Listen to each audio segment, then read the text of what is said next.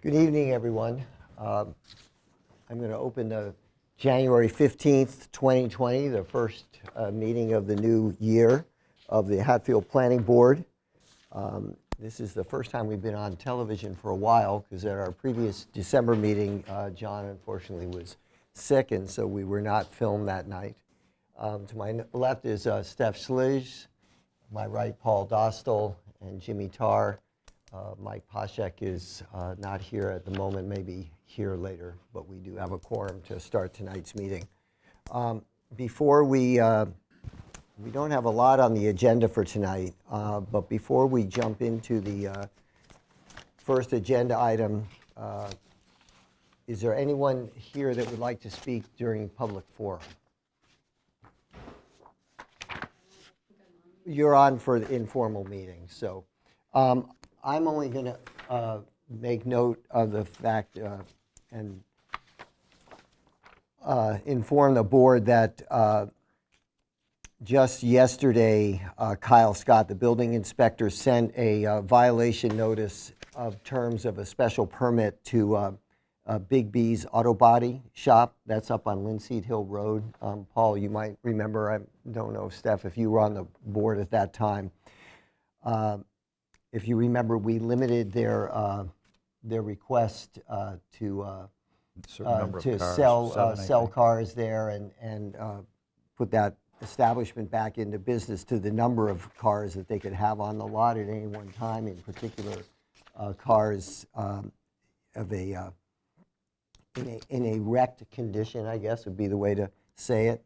Dismantled? Limiting it to no more than 7 vehicles at any one time, and there's approximately 20 up there right now. So Kyle has sent them this letter asking them to correct this situation, and if not, we'll have to have a conversation with them ourselves. So He's the code enforcement officer, so it's really his. Yes, it's under his purview. That's right. That's right. Okay, so Christine Aubrey. Yes, so we'll have an informal conversation with you. If you want to come up here so you're by the microphone, that'd be great. Do we have a piece of paper we could get people to sign in? Oh, yeah, we'll have to do that. Yeah, I can take one of those. Okay.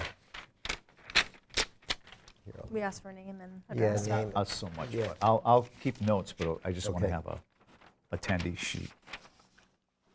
And Wilma will utilize the video too for minutes as well.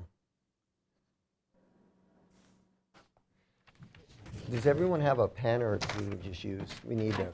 Yeah. Okay. Thank Great. you. Thank you. Okay. Go ahead, Christine. Thank you. Yeah. I believe you have received a letter of some questions that I have regarding a parcel of land. I'm the broker-owner of Coldwell Banker Upton Massachusetts Realtors, and I have just recently listed a 20-acre parcel of land owned by the Boyle family. And it is somewhat vague to me, things that can and can't go on the parcel, and also in terms of the conditions of the road. I just want to get some clarification, so when I am talking to prospective buyers of the parcel, I'm not misrepresenting what is there and available to them to do.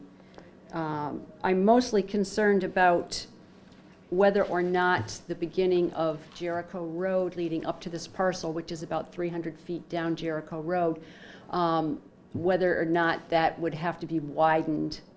And it's my understanding now that that's a county road and not a town road. So I guess whatever specifics you could give me in terms of what that means and what the town does now in terms of maintenance of the roads. I don't know whether anything was enhanced when the 2 homes were built further down on Jericho Road, one owned by Chris Acquardo. So any information that you could give me in terms of a developer coming in that perhaps would want to put in a development of some sort on that parcel, what would be required of them in terms of the road, the existing road, Jericho? So do we know what the status of Jericho and how, and if it is maintained by DPW? It's a it's under This is under the Massachusetts Highway Department, Bureau of Transportation Planning and Development, road inventory printout for the town of Hatfield. Jericho Road is listed as Administrative Code 2, which was as a city or town accepted road. So I would presume that they maintain it, plow the snow there. But again, we had another situation where there was a street here that was listed as a city or town road, Little Neponset Road, and we found out that it was being maintained by the town, but it went to land court to determine actually if it was or it wasn't. So I think in that case, they didn't actually end up deciding whether or not it was a town road or not, but rather that it was a right of that the there was use. a right of way. Yeah. When I talked to Louise about this, not Louise, to Lydia about this, she showed me on the map that it's the Jericho Road, and said the way it's shown in her office is that it's a county accepted road, besides it being a town road. So she thought that would make it a little more formal or a little more acceptable. I also know it was privately paved, part of it. Yeah. So, I think Chris Accordo has paved whatever has been paved. I think we'd have to My check. biggest concern is that we do have, one of the first questions developers ask is whether or not that road is going to have to be widened. And that's the piece I'm really looking, because I have been, it has been brought to my attention by someone who was previously involved with the property that the town had said it would not need to be widened.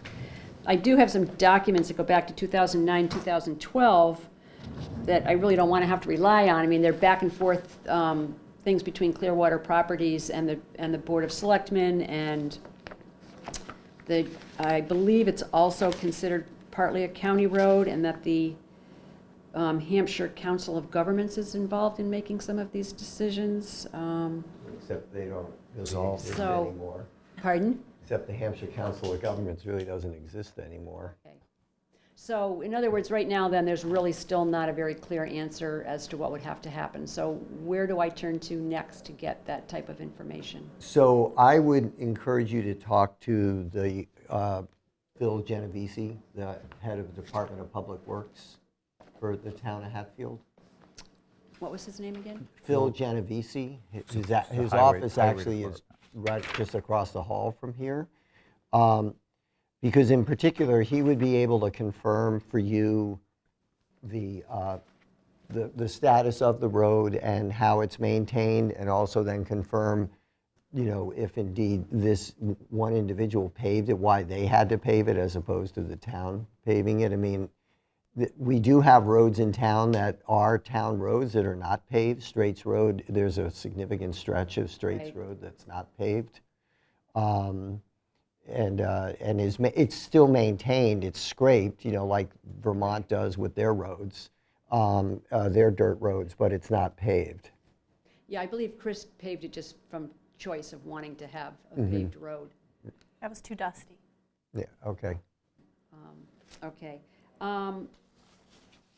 My next question was, I'm also under the assumption that there is town water and sewer at Bridge Street, and that at a developer's cost, it could be brought down to that site if they were willing to pay to have it brought down to the site. Certainly, I think if they were willing to pay to have it brought down to the site, that again would be something they would need to coordinate with the Department of Public Works in terms of meeting their standards and requirements for something like that. Okay. Yeah, that wouldn't be something the town would pick up at this juncture. Okay. Yeah. I did notice that there was electricity there. Yes, thank you, There's Jimmy. some large underground, the receptacle that sits on top of the ground where there's underground power. So, and there's several of them that are not in use right now. So I know there's at least some power on that road. There was another question too about, there seems to be some confusion if a development was put in there, and I don't know whether that pertains to just an over 55 development, or if someone else went in and just did condos that were available to any age group. something about needing a second exit from the development besides just whatever road goes in off of Jericho. And Yeah. I So I know they think for have, safety purposes, we would probably want, particularly if there's a number of units back in there, would want to have a second exit, only to guarantee that, you know, fire could get in there, or if it isn't over 55, that ambulance services could get in there in the case of, you know, a car breaking down, or if there is a fire that is preventing vehicles from getting into the one entrance, that there be another way of getting into the property, if there's a number of units. There's one, I would say caveat to that is that the over 55 development by Chill and Grill only has one way in, and the townhouses near the barn that we've been talking about only has one way in. Yeah, that's only 12 units. Okay. That one was only 12 units. Right, but the other one is much bigger than that. Is quite a bit bigger, yeah, you're right. That predated me on the board, so Okay. that project is like 15 years. I Right, know it only right. got built out recently, but it's probably 15 years ago. Right, when the people that first Right. built Gates, Jerry Gates was the one that started that project. Probably something like a cul-de-sac, I would imagine, to go down and turn around and come back out. So I don't know if it's required to have a, do you know whether or not the 20-foot right-of-way that comes in off of Bridge Street to the back of this parcel, I believe it runs along the cemetery, would that Is that Would right that away? qualify, or could that be? Is that right away part of the property, or is it I part of the believe it is. cemetery? No, I believe it's part of the property. I've been trying to research the deeds. It's complicated. Yeah. But I believe it is part of the parcel. They have a right-of-way. It goes back to when it was farmland, I believe, and that was a right-of-way for the farmer that has been kept on in perpetuity, or whatever you say. So That's a I don't know possibility. if that's something that would be considered to be a second egress to the property. I think I would like to hold off on any determination on that until we saw maybe what site plans look like. If a developer were to do this, they would obviously do all of that research and the title search on that, but also then have that as part of their site plan design Okay. to see what that looks like. And one other question. Do you maybe I have a should- map to show us where? Yeah, let me that show wasn't you. provided? Couple of things.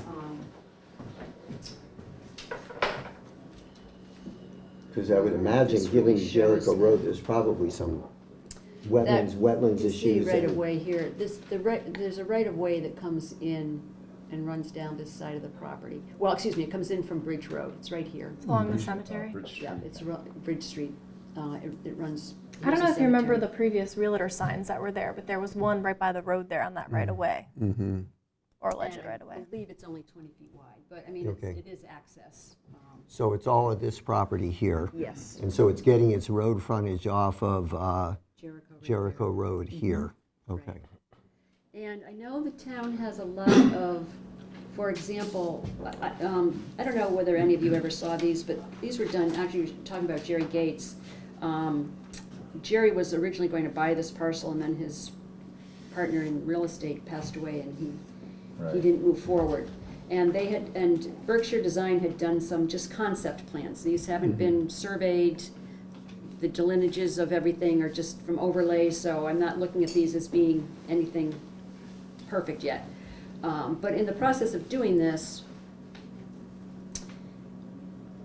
it's been seen, and I've talked to the town Department of Public Works, that this is a right-of-way in which there actually is an existing drainage pipe underground here that goes out to the embankment and down to the Mill River that I guess drains this area. What would be the requirements of a developer? I mean, is there a certain amount of distance that there cannot be anything happening around that? Is there anything in the zoning laws that I could look You up? have to have like the Conservation Commission look at that. Yeah, that- Because there's that- a lot of wetlands out there. Yeah. And also, it's actually probably half of that parcel is considered a priority habitat by the Massachusetts Endangered Species Act. So Okay. that's something else that I don't know how much that would play into development, especially if more than it looked like on the map it was around half, maybe more of it. Right, that's what we're sort of figuring. This is a little over 20 acres, and I think they've determined that there's probably just maybe 10 acres up in this area that is buildable. Yeah, because it looks like from this design that they hadn't taken that into consideration when they were doing this. Nor were they taking into consideration setbacks from these wetlands. Yes, like I said, this is totally Yeah. concept. The other question I have is that right now in this town, they talk about, because Jericho Road is a dead end, if you want to put another road in, it can only be 500 feet.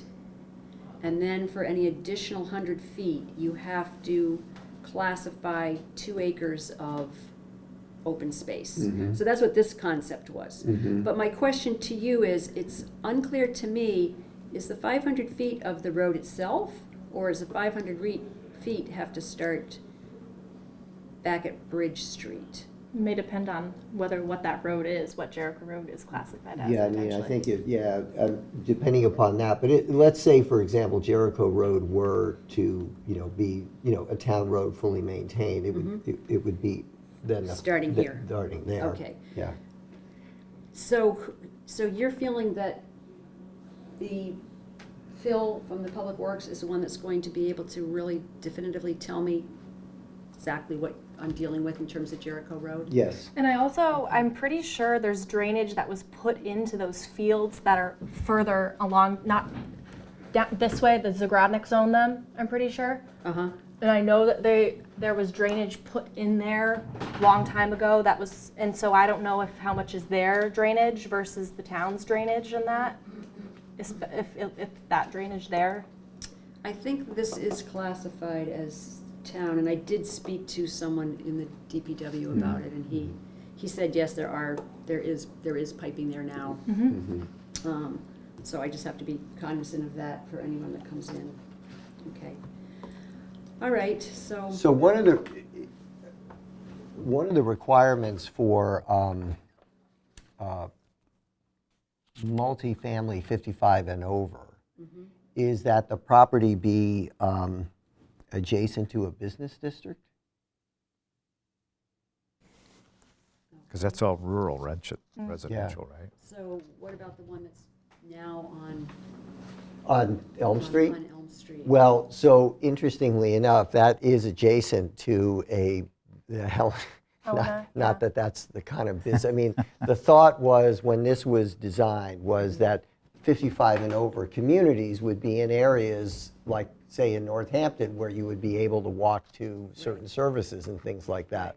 And so so at the time when that bylaw was written back in like 99 or 2000, business was put in there. And so, yes, that technically is adjacent to a business district, but it's like not the kind of business you would necessarily walk around Yeah, I mean, and this go to. parcel actually is closer to town than Yeah. the one on Elm Street. But this is sort of landlocked, if you will. I mean, I know it's not, as the crow flies, not all that far from where the old mill bed and breakfast is, but that's right. another thing that your engineers and others, as you sort through this, are going to want to take a look at to make sure that if they are looking at a 55 and over development, that they're meeting, because there are some benefits to the developer of a 55 and over, and so if they were thinking of that, it's got to meet that other requirement. And I'll also just like to name it too, that this part that you'd like to develop is prime agricultural soils that can be preserved using APR funds. So if there's someone who would like to potentially do that with the property, I'm always for trying to preserve the, especially since there's more and more of our prime farmlands are getting built on. It's easy to build on them, and which so I'd just like to state that. So also, La Valley has that business there just on the edge of the cemetery, Yeah, on the other side of the cemetery. on the other side of the cemetery. What is that business considered? What do you mean, what is it considered? trucking The trucking company. business. I mean, if we're saying this has to be next to a business, Well, it has to be it has to be adjacent to a business district. oh, okay. Yeah, and So where does the business district lie there? Because we have two businesses there now. right, so they're on the other side of the cemetery? Yeah, Yeah, so. they're right up to the cemetery. Yeah, So we would have to take a look at the map and, Right. and they're probably zoned business because He had a, when the master plan was redone in the late 90s, early 2000s, if there were pre-existing businesses, they were memorialized as business districts because in typical New England fashion, there was a hodgepodge of, businesses with residential, with farms, and so those zones were, those areas were memorialized as a business zone. Well, these are all great things to learn Yeah. because, I'm not suggesting that we're trying to get a 50-unit development out there by any means, but it is a parcel that may bring that type of client, and I do want to have some idea of what Right. Right. will and will not be And that's certainly, doable there. that would certainly be part of their research and as they started to go through this, Right. their due diligence. So I'm not sure that the La Valley property doesn't go that far behind the cemetery. I don't think so. That used to be called Jack's Auto. Jack Rogaleski owned that property, and I don't know if it was when he had it. But we for know some that reason. all of this is zoned rural residential, where right. these houses are. So this is the mill property is probably here or here, right? So, That's probably the trouble. but again, that's for them to Right, do right. that research. and- Yeah, I'm just saying that, Yeah. I just don't want to have Yeah. someone even go down a path that's, Right. a lot Right. of expense to Right. find out that they can't Right. do what they Yeah. want to do. So at this point, then, is the town fairly open to being presented things from developers? I mean, can I make that Well, I mean, statement that- It's already in the listing, I saw. I mean, that, Oh, we're, it said potential. yeah. I mean, Only because this had gone, Jerry Gates had taken it quite a ways and was getting a lot of positive Right.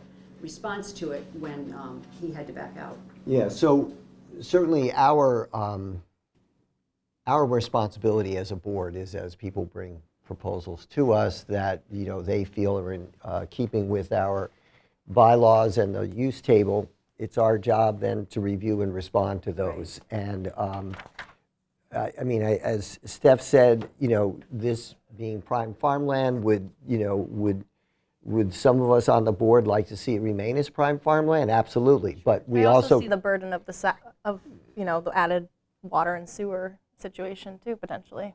well, but that would be something that DPW would have. I mean, if they're going to pay for that, but then the question is whether or not the sewer, the plant has the capacity for those additional houses. Right. Just because they're willing to put in the sewer lines, we may not have the additional capacity for that size of a development or any size development back there.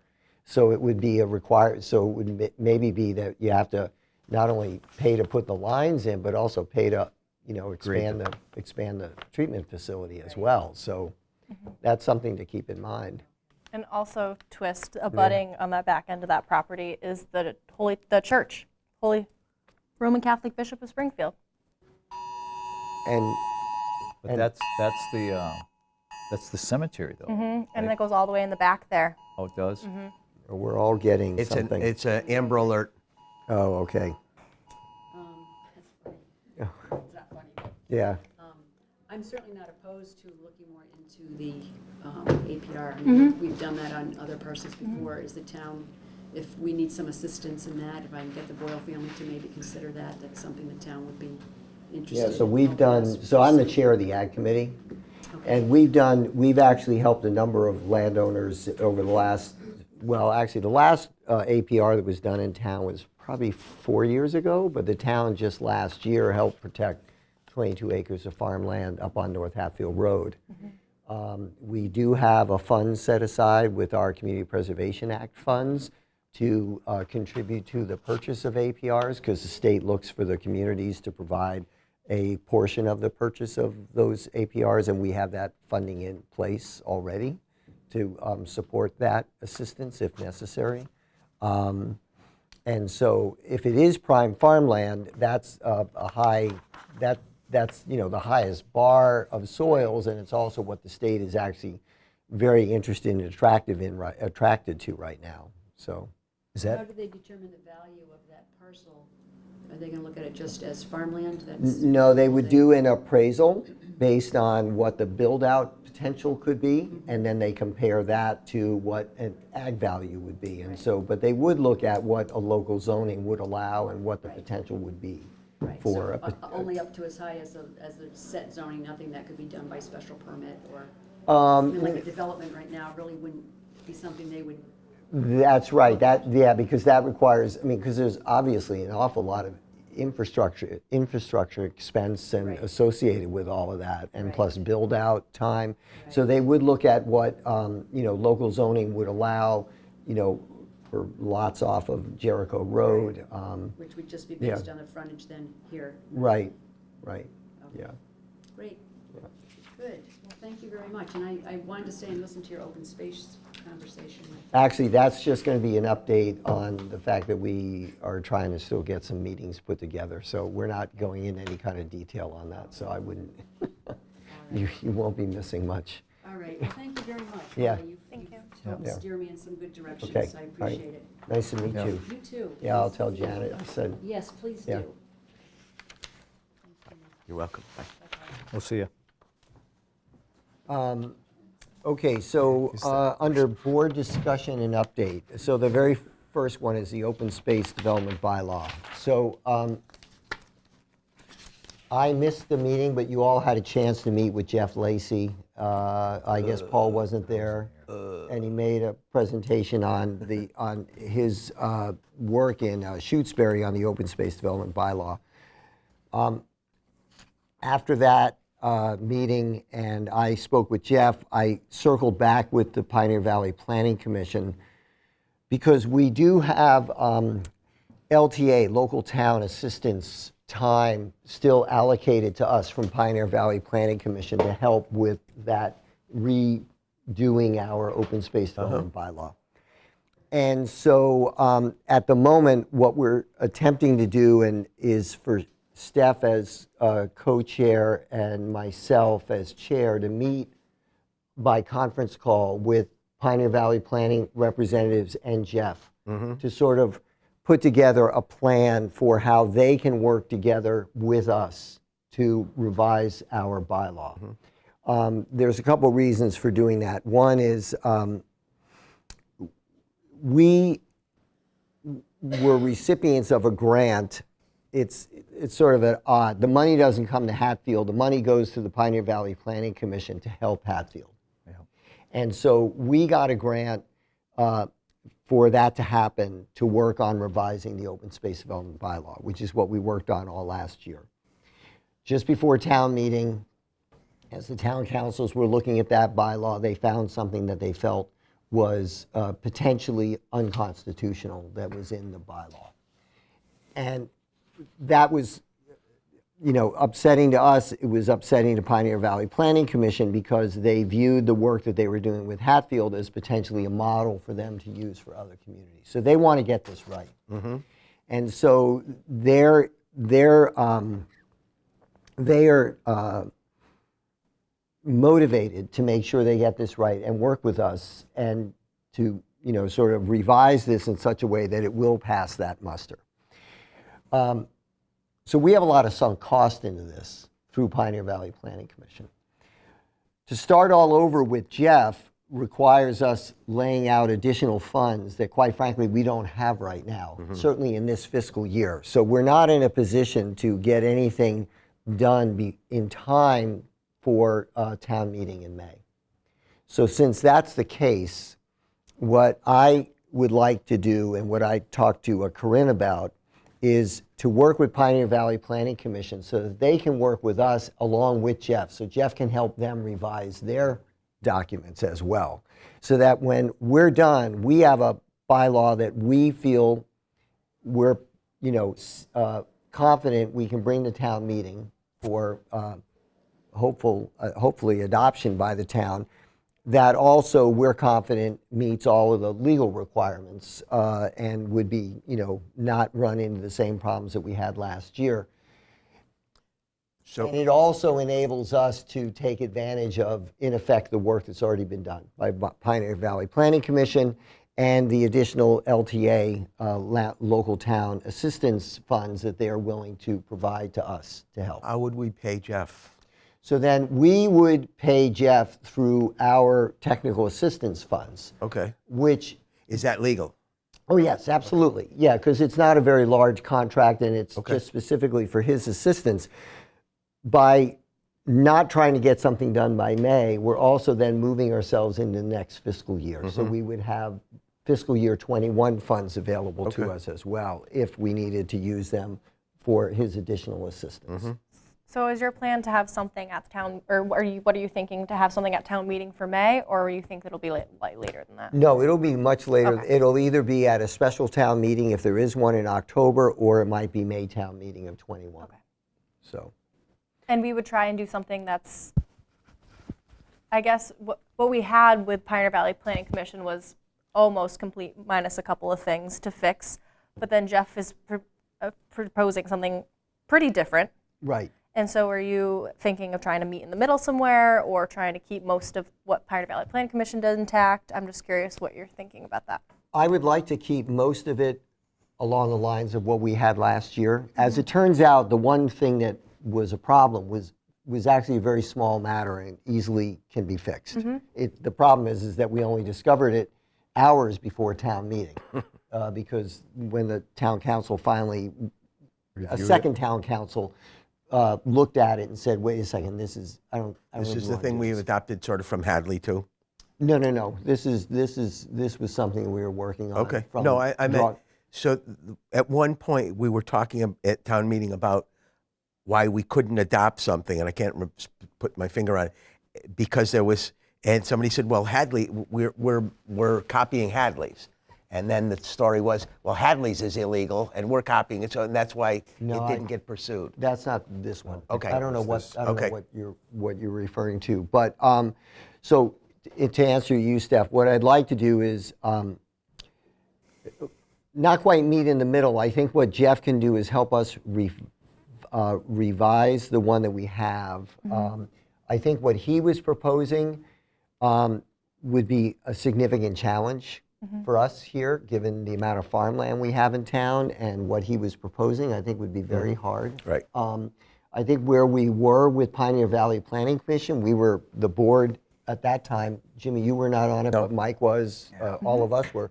We were very, very comfortable with it, and there was just this one element of it that actually slipped through everyone's, past everybody, and it could that's easily fixed. Okay. And so what I'd like to do is see us fix that with some of Jeff's help. But we're never going to be able to get that done before May because we have to have hearings ahead of time. Right.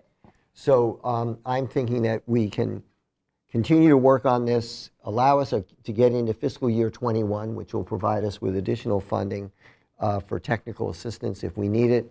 And then if there is a special town meeting in the fall or for next May. Okay. So how are we going to deal with applications between now and then? So we have an open space development bylaw on the books right Okay. now. One of the challenges is that right now it's totally totally voluntary if someone were to use it, and the bylaw doesn't have much in the way of incentives to use it. Okay. And so it's been on the books since Long time. 2003, and it's Long only time. been used Just once. once. That's the Hatfield Village. No. No. Or no, that not the other one. That was up on Elm Street Meadows. Or No, nope, it was a small development out on Old Stage Road. Stage Road. Yeah. So, And that took almost a year to wasn't it about a year? by the Yeah. time the- So there is something in place now Yes. that gives will us- cover us Right. and the situation. right, I mean, we have first of all, we don't have many traditional subdivisions in Hatfield. Right. Other than the one that Christine brought to our attention, That's this a potential. is a That could- potential one. Could be a Is potential. the first one that has come before the board since I've been on it, other than the Elm Street, Yeah, I think it's the first one. Elm Street Meadows, which is since actually I've been relatively on. small, and those were multi-unit development. It was not a large-scale subdivision. Right. So I think, right now, if I were a developer looking at this, I, as a planning board member, would encourage them to look at our open space development. Right. For sure. But I think that right now, the way our open space development bylaw is written, there's probably not a whole lot of advantage to a developer to use it unless their lot is in such a configuration as it was up on Old Stage Road, that this was the only way they were going to get more than one house in it. And we got 13 acres of protected Oh, wow. land. Okay. So, And there was only there was an existing house there, and they just wanted to build another house. So it was yeah. when we say open space development, it was like a one Right. house. I was just thinking of potential Yeah. things walking in before a 2021 town meeting. Right. So, and if we do, we could always use, typically, there's other reasons for a special town meeting. It usually Right. has to Right. do with finances. But we could always call for a special town meeting ourselves if Right. we wanted to move the was- bylaw in October, Okay. for example. Okay, so that's the update on that. Okay. So we're going to try and meet early February with Pioneer Valley Planning Commission and Jeff. Okay, so the next item is rules and regulations on outside consultants. So we have in our bylaw, it's already in our bylaw that we can hire an outside consultant to provide third-party review on an engineering plan or stormwater management plan, whatever. What we did with the Depot Road and With the Urban Grown Inc., exactly. The problem is, and if there is an email in here from our town council, in that case, the client refused to pay the bill. right. And so we talked to our town council about it, and what we discovered, which was news to me certainly, was that that we have to, in addition to having it in our bylaws, which I guess, I don't know when that went in, years ago, I guess. We also have to have rules and regulations on the books that then further provide direction on how we employ an outside consultant and how we require an applicant to pay for those consultants. And the town council felt that since we didn't have those rules and regulations in place to further inform our bylaw allowing us to hire an outside consultant, that we probably were not in a very good position to get those fees reclaimed. And since it was $850, it would have cost significantly more with legal fees to have that happen. So to make sure that this doesn't happen again, because there will be cases again where we are going to want to hire an outside consultant. No question. Whether it's for the stormwater management review that we were envisioning for the solar project up on Main Street, or the review of the site plan and odor control and other items associated with the Urban Grown Inc. Marijuana cultivation facility. These are going to come up again. So we do not have to go to town meeting for this. These can be voted on by the board at a duly noticed meeting, which this is. And so I want to direct your attention to the 2-page rules and regs that I handed out. The item that was in the packet was missing the last item.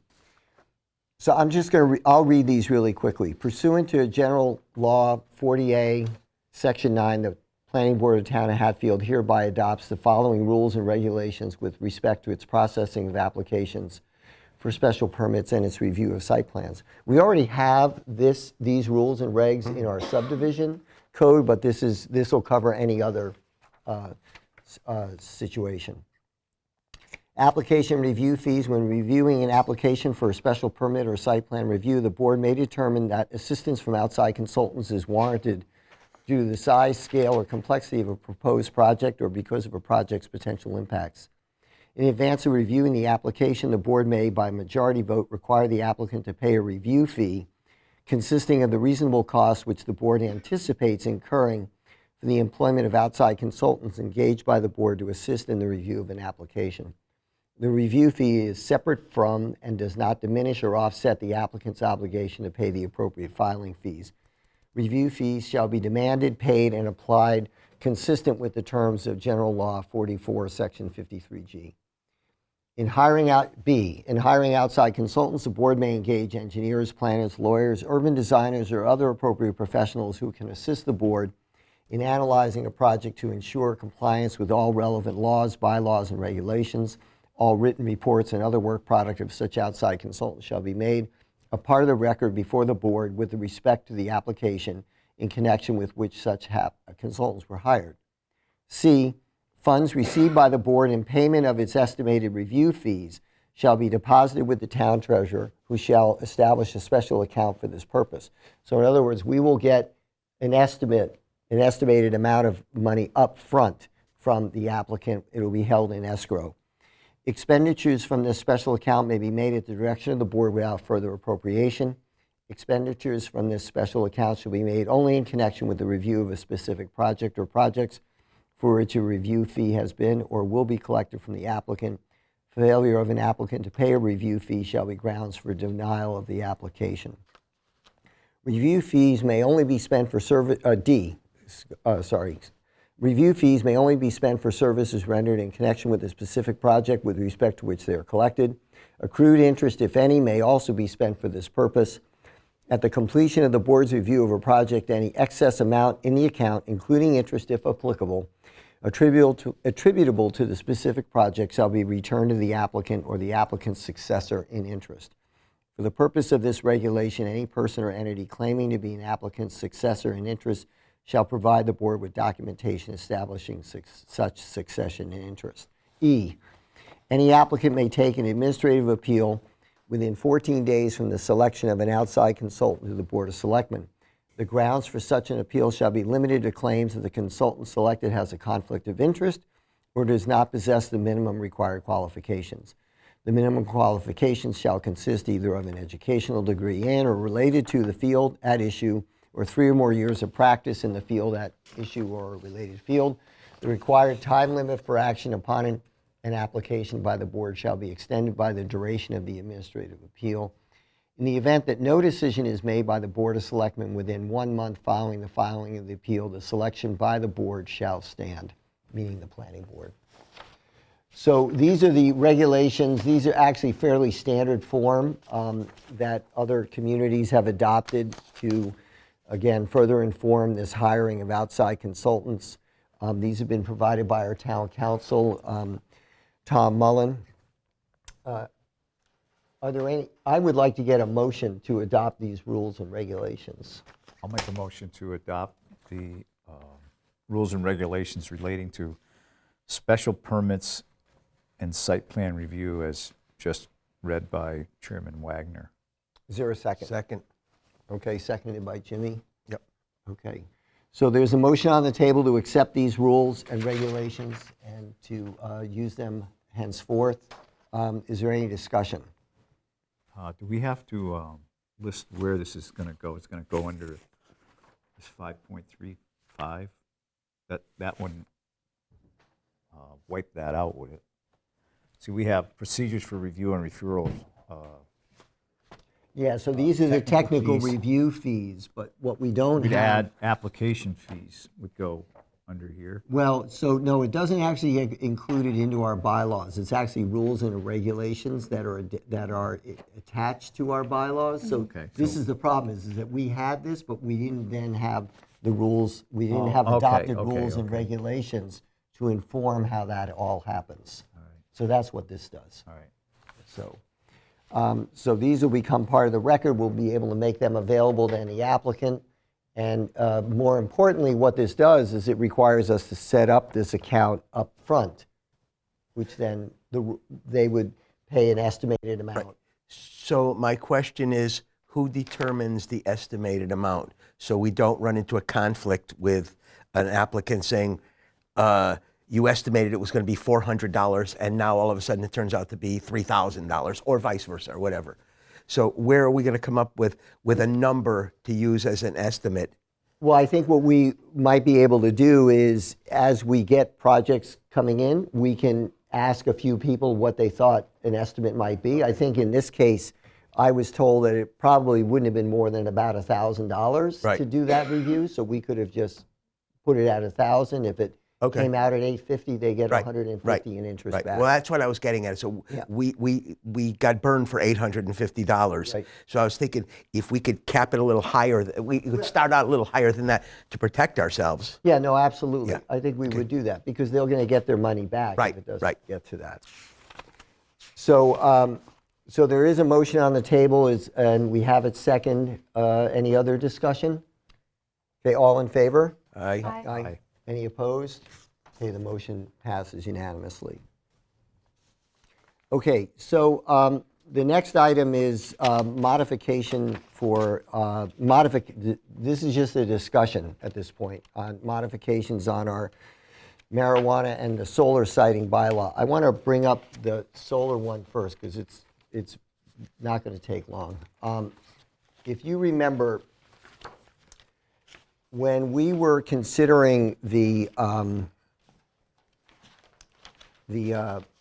Main Street project, the Main Street solar project, it became clear to us that, and was pointed out, that in our table of use, and I went back and through Wilma talked to the former chair, or the chair at the time when the solar bylaw was adopted, as to why this may have happened or why this was done. In our table of use, all of the solar projects are listed under accessory uses, which at the time was the last listing of items on the table of use. So roof and ground mount solar energy system, 6.23, roof and ground mount solar electric Accessory cooperative, 6.24, and then medium ground mount, 6.25, and I don't have the page numbers. and large ground mount 6.26 are all, here it is, I got them. yeah, are all under accessory use. 27 if you have numbers. And so it seemed odd to us, if you will, none of us, well, Paul, you were Yeah. probably still on the board at the time, and the question was, in particular, why would medium ground mount and large ground mount solar systems be listed under accessory use? Because in many cases, they are going to be the use of that property. They're not an accessory use, whereas roof or ground mount, that should be an accessory use, because you don't want, you know, on in a residential neighborhood, you don't want, you know, A solar a generator. huge solar plant, Right. you know, overwhelming the house that it's supporting. And for that matter, even roof or ground mount solar electric cooperative is probably appropriately an accessory use. It seemed as if maybe this was an oversight, and it was just a sort of, okay, here's the end of the list, we're just going to Yeah. list things at the end. I think it was the first shot at solar, and we just probably So weren't sure where to after fit it. this was brought to our attention, I again reached out to our town council. And we talked about the fact that large ground mount solar system and medium ground mount solar systems were an accessory use. And here's what, after his review of our bylaw, what he wrote back. He said, the location of the use in the table of use under accessory uses appears to have been unintended, as this major industrial or commercial use is not customarily incidental to any other use. These are large operations. Town may lack the legal power to limit such a use to situations where it is genuinely accessory to some principal use, since such a limitation might violate the provisions of General Law, Chapter 40A, which says that no zoning bylaw shall prohibit or unreasonably regulate the installation of solar energy systems or the building of structures that facilitate the collection of solar energy except when necessary to protect the public health, safety, or welfare. In any event, the proposed use may be considered accessory here because only 7 of the, in this case, this is in referring to the project on Main Street. I agree with you that the use table should be amended to make clear that this use, that the medium solar generating use, are allowable as principal uses with a special permit or site plan review as they're currently listed. As opposed to only the large ones? No, the medium and the large. Okay. So what I would like to suggest, and we would need to, this doesn't even really get the ball rolling because we would need to draft the actual language and then at our next meeting discuss it and then actually have a hearing scheduled where this can be raised and talked about before going to town meeting.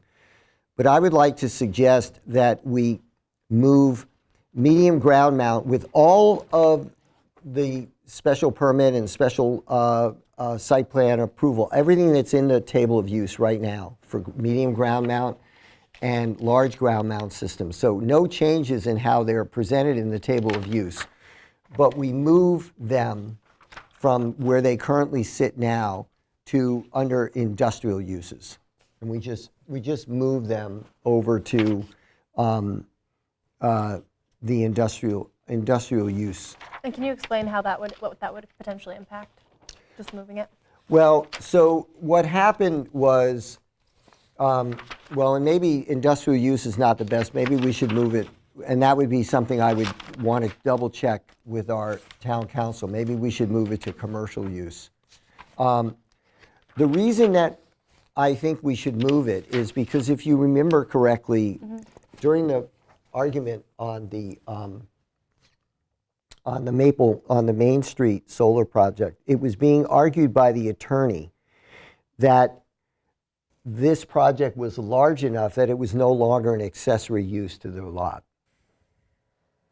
They were saying that this isn't an accessory use anymore. Right. It's It's a standalone It's a system standalone on system. site. It's taking up, in this case, it wasn't taking up as much of the lot as they were arguing, but still, we could have a parcel of land that's, say, 25 acres, that's totally appropriate for a solar siting. And say it takes up 17 or 18 acres of the parcel.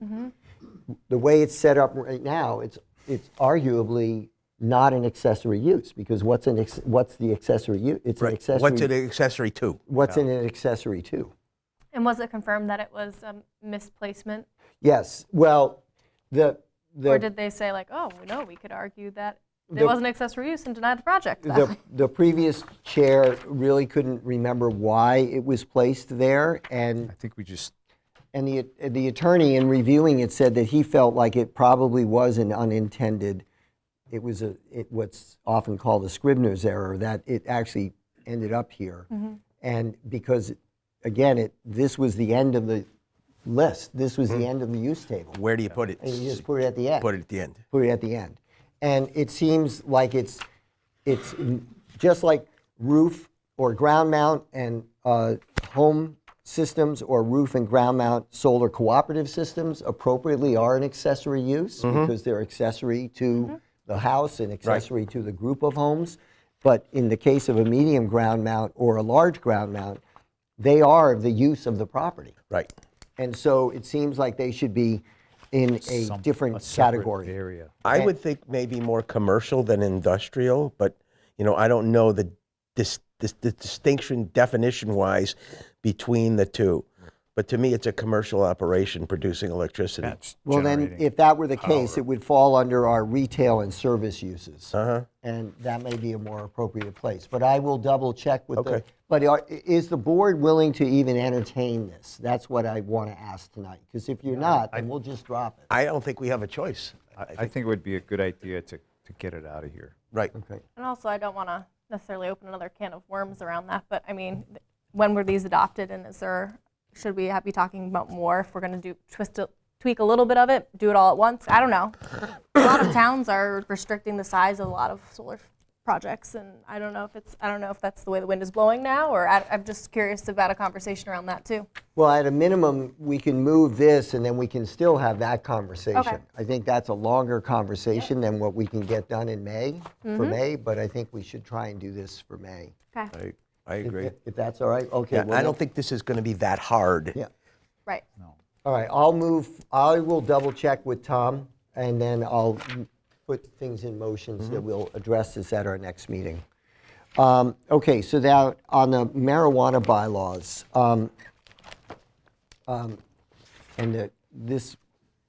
my thinking has come up since the conversation we had, or the discussion we had on the cultivation project, UGI. And again, this is just to see how you all feel about it, if we should move, put the wheels in motion to even begin this conversation. So by way of history, Paul and I were the only ones that were on the board at the time that we adopted the bylaws. And the cultivation of marijuana was one that really challenged us.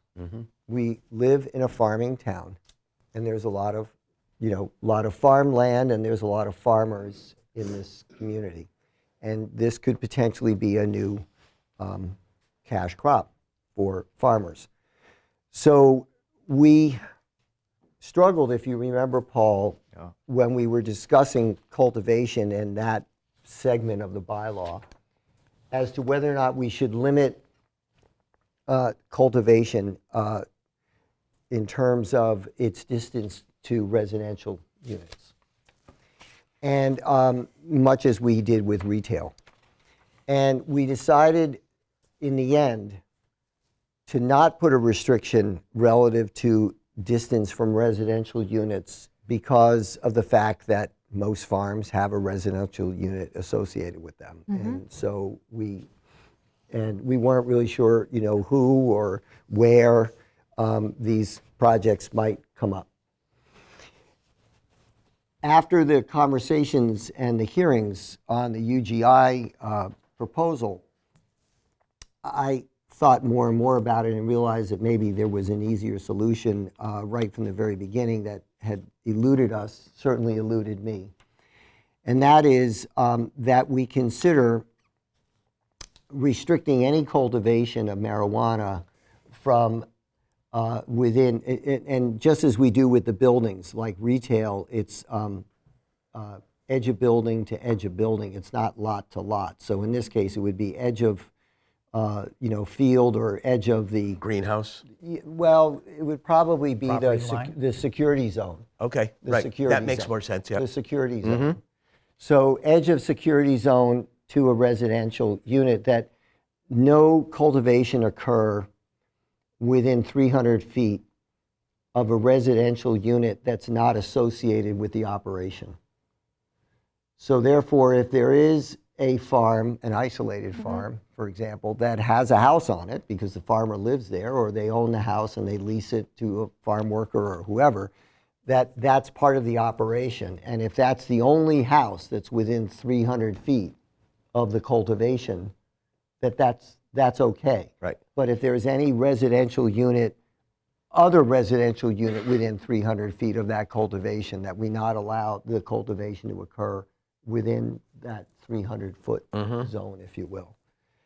It's just one possibility of modifying our current bylaw to address the issue of cultivation in neighborhoods. That wouldn't apply for hemp, though. See, that's like the tough part, is that there's it's the Right. same thing, but Right. regulated by two So, different bodies. right. And, So that wouldn't address, this doesn't address the growing of industrial hemp. This is just the growing Right, of of an recreational marijuana. Right, right. So where did you come up with the 300 feet? So the 300 Is that feet. an arbitrary number, or is that based on? So the state required that there be no retail units within 500 feet of a school Or daycare. or daycare. Right. And then when we were looking, that's retail, though. that's retail. And when we were looking at other town bylaws and other what other communities were doing as it related to retail, we decided to add the additional restriction, if you will, that you couldn't have retail within 300 feet of a residential. Okay. And we decided to go with 300 feet. It's a football field. Right. It seemed like that was not, it was. That's a pretty good amount of space. It was reasonable without being overly restrictive. Okay. And because we weren't in other words, what we were trying to avoid, which is really important in planning bylaws, is that you don't create a bylaw that's so restrictive that no one can actually do it. Because that's basically saying, well, no, it's not allowed. Right. There has to be some kind of reasonable. Right. And so we felt like 300 feet being the length of a football field was probably reasonable enough. And so anyway, again, I'm asking for a temperature of the board if we even want to open up our marijuana bylaw for amendment, for amending it. And if we were to amend it, this would be one way I would suggest that we consider. I don't see any other reason to amend any of the rest of the bylaws. But that this is one that now, as a result of the discussions that we had and the hearings we had and the feedback that we got, that at a minimum we should consider amending the bylaws as it relates to cultivation. And if that's something that you all are interested in, again, we can entertain discussion with the public. We can begin the process, which there is a very specific process in terms of having hearings, having it noticed on additional meetings, and then having hearings a certain time period prior to town meeting and prior to when it's approved by the Attorney General. There's a whole calendar that we have to follow. Do we have that time before the next town meeting? Yes, we Okay. do. We do. Then I think, personally, I think that we need to get this down in writing, in bylaw form, so that we don't run into a gray area, so to speak. If we have something that's fairly or very black and white, it will make the decision process much easier on a potential applicant. Because right now there isn't a restriction. That's right. Right. There's right. no restriction. And I think we need one. I think we definitely need some type of restriction here to temper the distance between, an operation and the people living in the neighborhood. Right. And I think that we owe it to the neighbors to come up with some specific plan that protects them. But like you said, it needs to be reasonable so that it doesn't eliminate the possibility for somebody pursuing a project.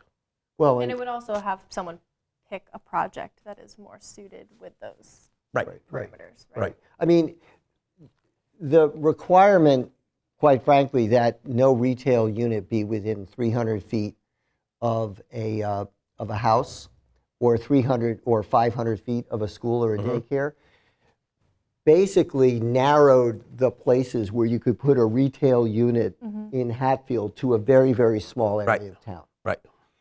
By having a requirement that cultivation only not be within 300 feet of a non-aligned residential unit. So a residential unit on the site or whatever as part of the operation doesn't trigger the 300 feet restriction. Further narrows in town where any marijuana cultivation could occur. Right. And based on the process with Urban Grown Inc. too, it wouldn't necessarily be allowed on a lot of traditional farmland if they were going to be building greenhouse, because like the way that is, it's not agricultural use at that point. It's industrial, commercial. There was like issues with wetlands and stuff that they would have to deal with. Oh, yeah. I'm just thinking about like other parcels. It's right. like different too in that wouldn't be agricultural use necessarily. Well, as long as the state as long as that For now. restriction is still there, Right. there are efforts, as I read in the Farm Bureau monthly newsletter just yesterday, there are efforts right now to change the state law that would actually make recreational marijuana part of agriculture in the state. There's some bills in the legislature right now to make that happen. Whether or not they move and how far and when they move is totally unknown at this point.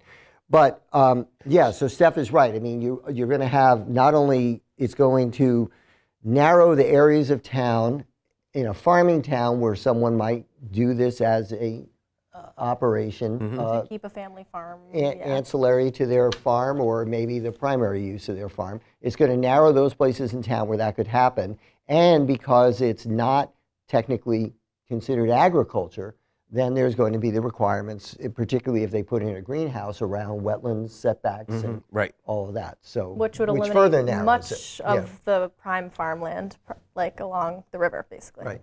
So, Where people say it would be better suited for. so it doesn't eliminate cultivation, but it certainly would limit cultivation sites Right. dramatically.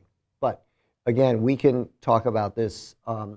If the committee, if the board is interested, as it sounds like you are, in revisiting this. Right. I don't think we have a choice. It's not that whether we're interested.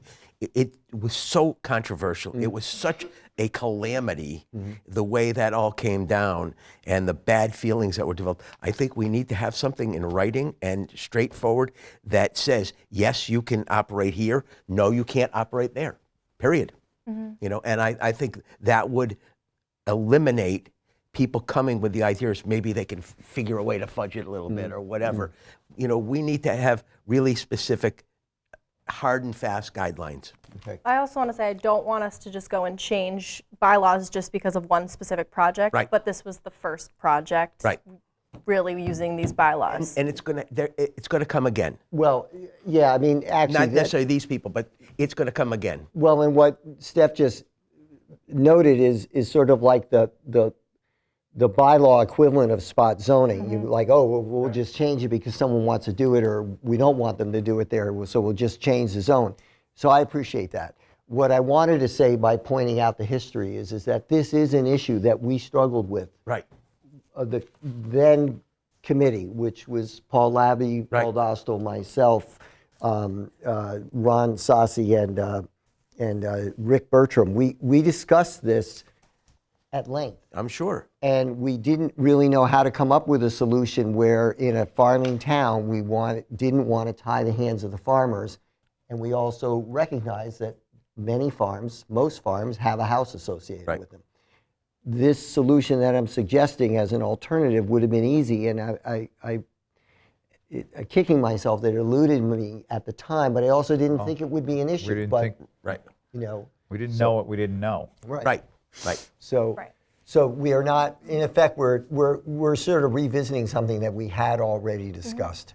The only thing I would say, we don't, and I don't know if now's the time to mention it too, but phrasing it in a way that if and when marijuana is then classified more as an agricultural product, how that could have, I don't know if there's a way we could phrase, like would we have to go in and change the bylaw after that if that change, or like I'm just curious I think as we'd how probably have to that. change it. If and when it ever gets changed to an agricultural product, I think everybody, Everybody has to you reevaluate know, stuff. all the towns not our town, but every town that has a bylaw regarding it, would Okay. have to Gonna go have back to and deal with change it. Yep. Yeah, they would have to, Because yeah, it's because gonna have to- again, yeah, the they're gonna state have to law deal with it, provides you that know. exemption, Those towns that agricultural. opted out, but Yeah. Right. Right. they wouldn't have to do anything. But for us, a farming community, Right. would have to do something. So we don't have a specific proposal on the table right now, but I'm just curious what your folks' thoughts are on that, since I know this is obviously why you're here tonight. One of the things we were thinking is, or at least I'm thinking, and part of it is, what if the bylaws got changed to moving it indoors altogether? You eliminate a lot of issues that came up with the Depot Road project, the fencing, the smell, all that stuff. I think by moving it indoors, it's all contained. There's no fencing. There's obviously the security system is on the building itself. I think as an extra added bonus, you tend to attract big money companies that have a lot of financial funding behind them and can do it right the first time around. My only concern about that, yeah, It is limited. we are already allowing that. My only concern about that would be, given that we are a farming community and there's a lot of farmers in town, that we would be significantly limiting a potential income source for them. And I'd like to see a person, and I Yeah. would prefer to see someone in town with it instead of trying to bring a bunch of outside money, which would be good in some ways Yeah. too, but making it, Yeah. keeping the door Yeah. open for, So, yeah, I don't want to completely shut out the possibility for farmers because as Steph alluded to earlier, for years and years, tobacco was the crop that basically kept the farm afloat. In Vermont, it's maple syrup. They're dairy farmers, but the maple syrup is what actually keeps the farm afloat, and I remember the Williamses, Gordon Williams had a strawberry patch for a long time, and that was the extra money that helped. And Raise the kids. yeah, so, but we want to be able to have this dialogue and this conversation. So it sounds like we're okay with moving forward with some kind of, I think we need to be. Yep. yeah. yeah. other- And the other- I guess the question is, we're opening it for everything or just Right. opening it with just this one Well, that- setback thing? Like, that's more of the question, I guess. that I Well, have. we can choose to decide however much we want to do Okay. and what we propose to the Board of Selectmen to go on the town meeting warrant. I mean, Okay. other folks may decide they want to do something themselves and do that, but we, as a board, we can decide how much and how little we want to do, Okay. or nothing at all. Yeah. You were asking for opinions, Yeah. and I don't mean Yeah. to interject, Yeah. but it should not be in a residential neighborhood, period. I know, I just told you Be- that it's not going to be. Well, but you're not really saying it that way. Yeah, we are. You can't be within 300 feet of a residence. But I'm sure that there's, I don't know, I'd have to look at a town map, Right. but I'm sure that there is somewhere in town that would meet your criteria that still puts it in a residential neighborhood. Well, no, is it, well, okay, so is it? I mean, I'm not, Oh, no, I I'm don't gonna, know wait, that I'm for gonna a fact. ask I'd you, have to I'm look gonna at the ask map. you, I'm gonna ask that in reverse. Do you live in a residential neighborhood or do you live in a farming neighborhood? it's clearly a residential. Where you are. Correct. But if you're the only house and you've moved into a farming neighborhood and you're 300 feet away, that cultivation is 300 feet away from a house. I mean, we live in a farming town. This is a farming town. It has been for 350 years. We unfortunately have, most of the town is zoned rural residential, which is basically it's basically, in many communities, it's called ag/residential. I'm aware of that. And so if we can have the compromise that you are, because to me, this is a slippery slope. If it's marijuana today, then why not potatoes tomorrow? Or tobacco Or again. tobacco, or, Those are entirely different crops. Wha- Whether you like to hear that or not, the planning board oftentimes during the previous meetings alluded to what, tomatoes. Marijuana's not tomatoes. okay, how It's an about, entirely different- how about a pig farm? It- Or a chicken operation? Those are not the same as marijuana. Well, how is it different? How is it different? Right. Well, let's see. There's odor. The state of Massachusetts says it's not an agricultural crop. So you're talking about trying to force marijuana into being an agricultural crop when the state law says it's not an agricultural. We didn't say we're forcing it into an No, agriculture. but you're And worried also- about farmers, you're worried about Because if a agriculture, farmer- but what about the residents who own residential homes? Okay. Who are paying the bulk of the taxes in Okay, the so town? first of all, on odor, have you ever been by a chicken operation? Or even when they, Or a or even when they piggery? leave the cabbage in the field Yeah. to rot. So we are hoping to create some kind of compromise here. And I- 300 feet is a football field away. We're already reducing the area in town where it could happen. So I you, understand, you asked yeah. for an opinion, so I've Okay. given it to you, but then you don't like hearing it, so No, we may not agree with it. I but- understand it. But it's not that we don't like to hear it. Well, okay.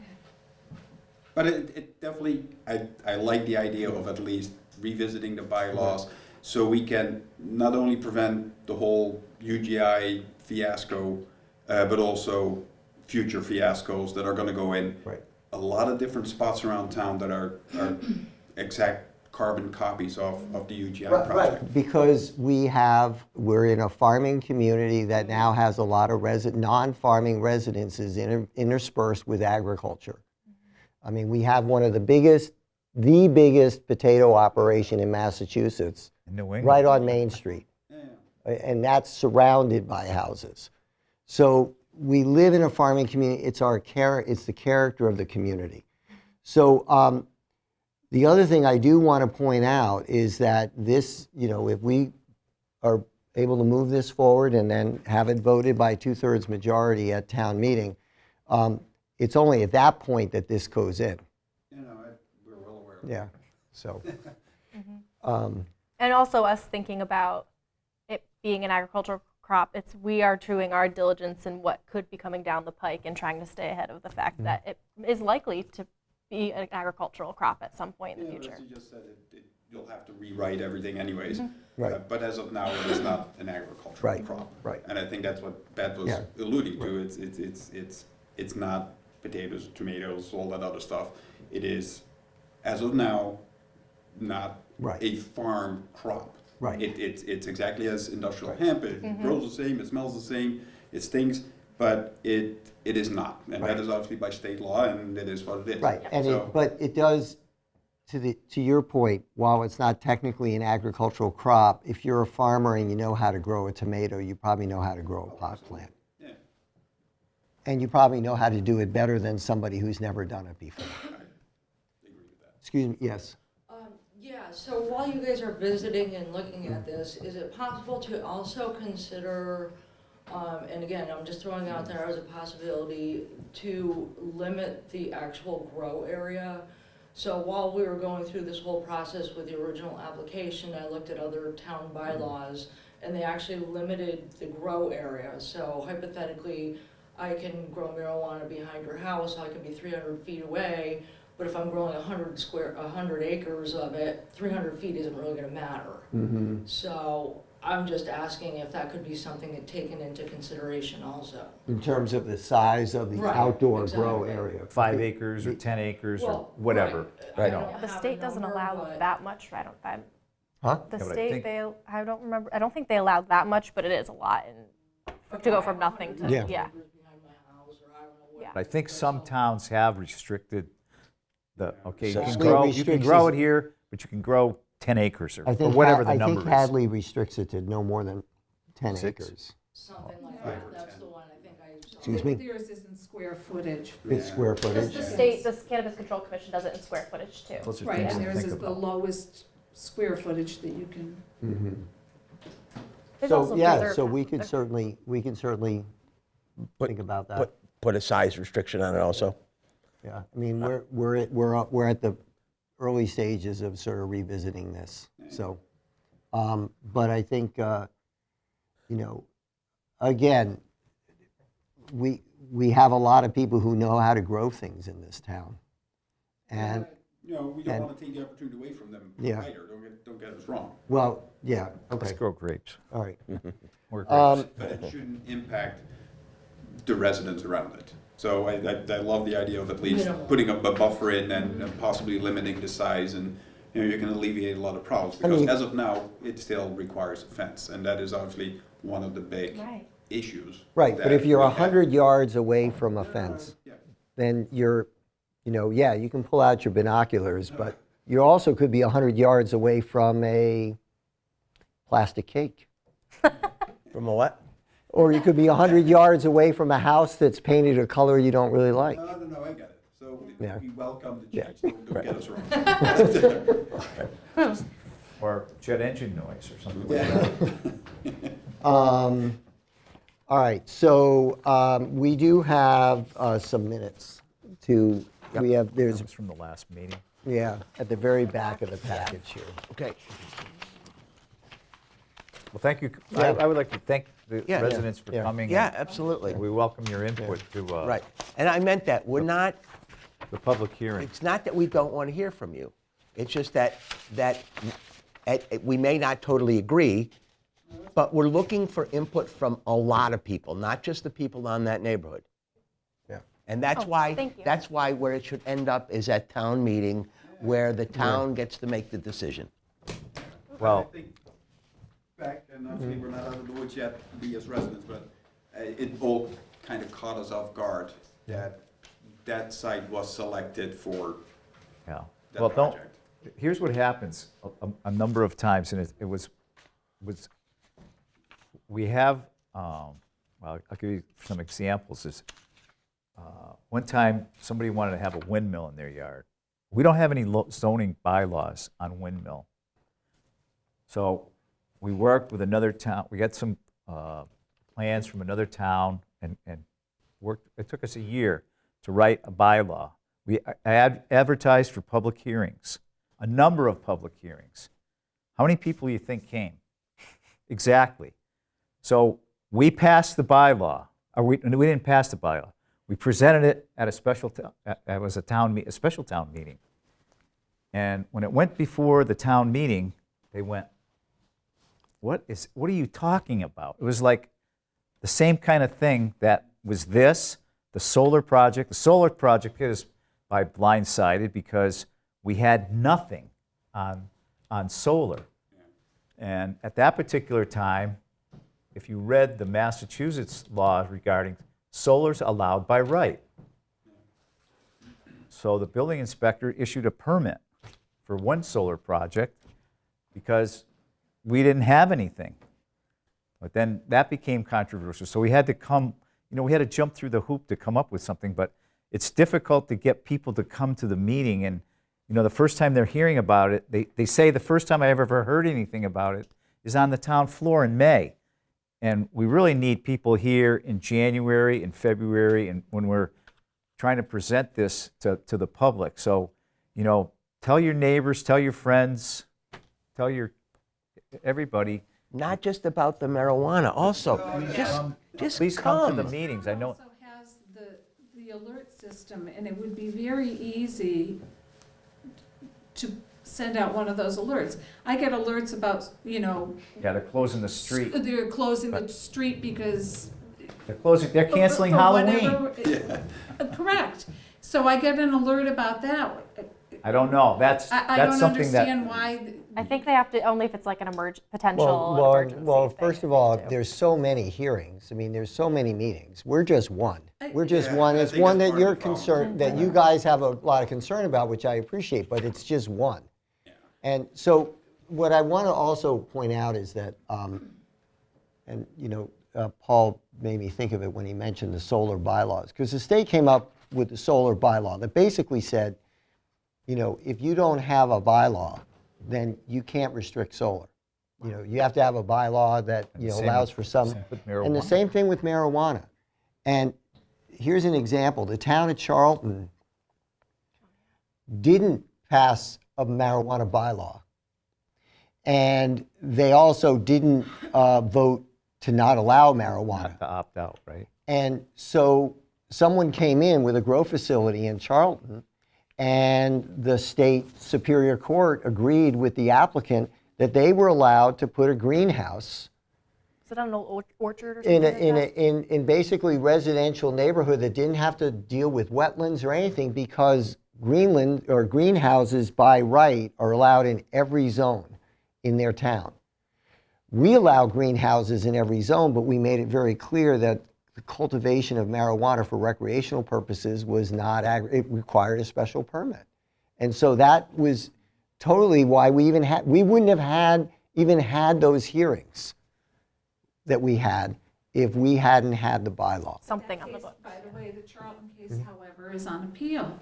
Well, it may be on appeal, but as of right now, It's a massive But that's facility. not, but that decision does not make it case law. well, Just so right, we're clear but my about that. point is that we were ahead of the No, game. I Thank you. understand that, but We I'm were just ahead of the pointing out game. in terms Yeah. of- You referenced Right. that case, I'm just saying.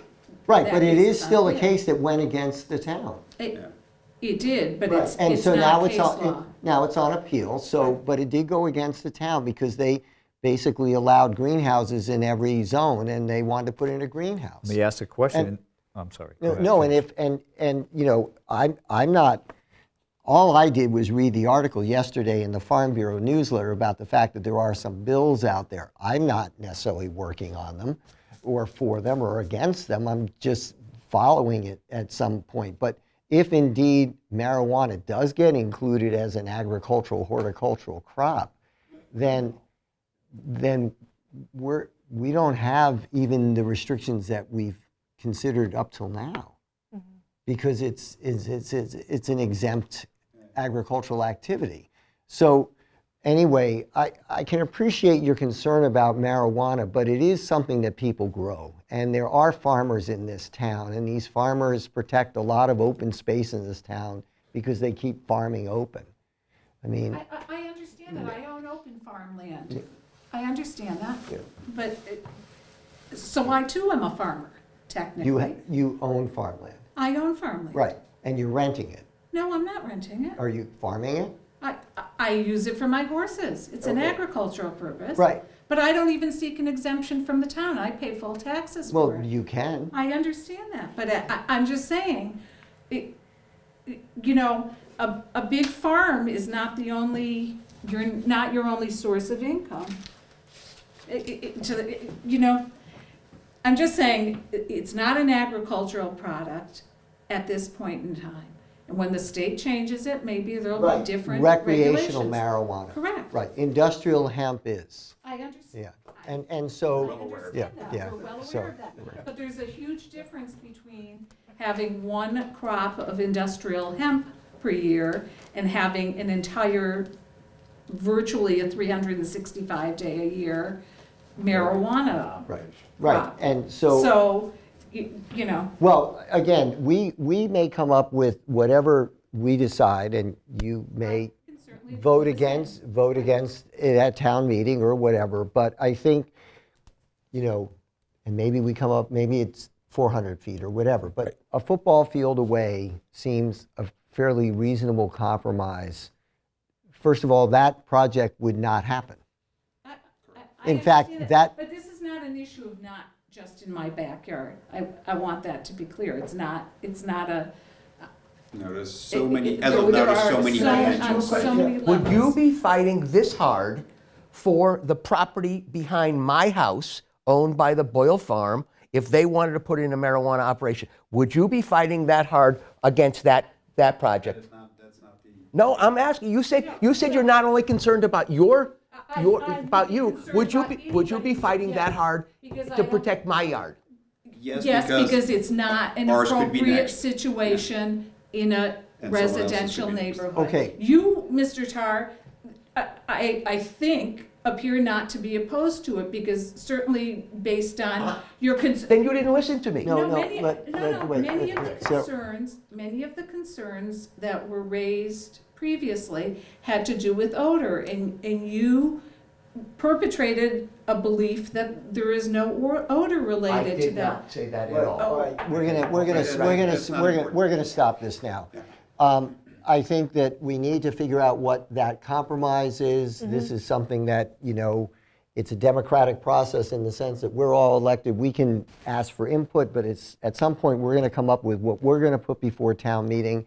People can either vote it down, or they can ask to have it amended, then that gets voted on, whatever. That's the process. I think we need to figure out a way, and maybe I'm caring too much for the farmers in this town. Maybe they don't want to grow marijuana. I don't know. But I'd like to be able to have that as a possibility.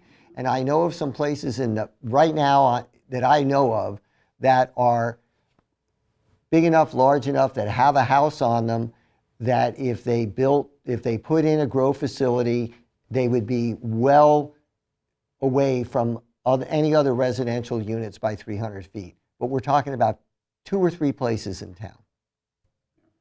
And it would have minimal impact on, say, a neighborhood like yours or any other of the rural residential neighborhoods in town.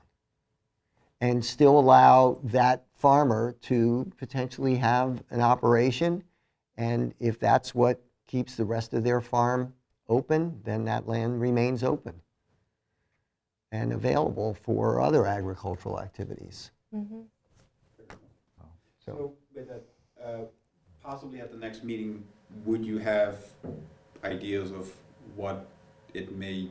I think by the next meeting, we'll have probably the next meeting is actually only a couple weeks away, but we'll try and have some draft language that on both the solar Right. siting and also on this for us to consider, because then we have to set up an actual public hearing. So that would be a conversation between us, and then the public hearing would be in March. So are we looking to have a public hearing separate about each of the projects? You have to, right? About the solar and the marijuana separately? No, we can have a public, yeah, it can be like same one at night. 6:30, one at 7. Right. Yeah, They would have to be separate meetings? yeah, Okay. separate, not separate days. Right, just separate meetings? Yeah. Okay. Okay. All right, well, thank you. Yes, ma'am. Just a quick question, and maybe Yeah, you guys addressed it when I stepped out. Does anybody know when the website, and actually we're supposed to get notifications when we sign up, does anybody know when that'll be up and running? Oh, the thing that Lydia had talked about at Yes. town meeting, you're going to have to ask her. She's handling it at the town clerk's. That's okay, only Yeah. because it would be nice to go even onto the website and say, oh, the planning meeting is coming up, here's the agenda. Right. Oh, I'm interested in that, or I have an opinion on that, and I show up. I know she wants to get that so that you actually would get an alert to something that you in particular were interested in. Yeah, but I would check with the town clerk, because she was the one that was, Okay. because she also wants to like get emails out to people like when there's a special town meeting and things of that I sort. did get a couple Yeah, of things, so I yeah. don't know if there was. Yeah, yeah, check with her. Okay, all right, let's take up our minutes. Excuse me? The Yeah. minutes from last meeting. So these are the meetings from December 5th. We met informally with Ian Modesto at Black Birch Vineyard just to get a sort of an update from him as to what they're doing out there, how extensive it's become in light of the fact that they were getting approval from the Board of Health for an expansion of their septic field and putting in bathrooms. And he seemed to satisfy us on what he's doing and We were not pretty good with doing. that. Yep.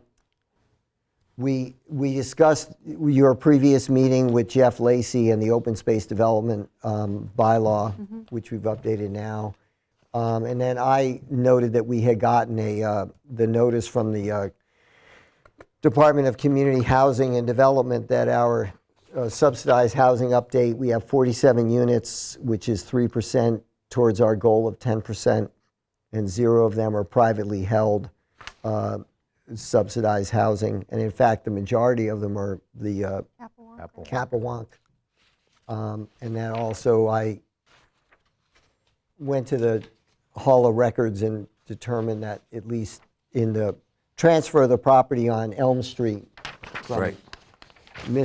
from Judge Parada to Mr. Bowles, there was no legal, it doesn't seem to be any easement requirement. right. at You haven't the heard barn. anything back from I them? haven't heard anything back from them. They had the community did have a proposal before the Community Preservation Committee for some historic preservation funds to help rehabilitate that barn, but they've since withdrawn that application. So do we know what they're trying, are they going to walk away? Are they going to destroy let the barn go? Or are they going to cough up the money to fix it? I don't know. But that's not a requirement of our I understand. special permit. Yeah, right, Yeah. right. So I'm just wondering if I don't anybody know. heard what they're going to do. They did withdraw their application for the CPC money, Okay. CPA money. I think in part because that requires a preservation restriction on the barn, Okay. and maybe they didn't want to go through Right. that. Right. So, anyway, so do I have a motion to accept these minutes? Motion. December 5th. Motion to accept the minutes from December 5th as Okay, written. motion by Steph, second. Second it. Paul, all in favor? Aye. Aye. Aye. Any opposed? Okay, our next meeting is February 5th. We do have a hearing with USA Recycling Oh, When? on the 5th, Oh, great, okay. February 5th. They'll be here. Okay.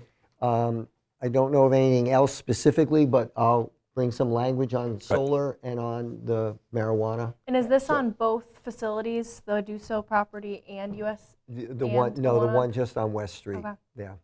So have we heard anything about the people that are, the company that are behind Bob Donaldson's old house? Isn't that a landscaping business or something back there? On West Street? On West Street, opposite Chestnut Street? Oh, the ones who want to put in the office park. Yeah, Yeah, I asked Kyle about that. He said he hasn't heard anything from them. okay. Okay, I was just wondering. So with that, can I get a motion to adjourn? I make a motion to adjourn. Is there a second? Second? Okay, all in favor? Aye. Aye. Okay, the meeting is closed. Thank you.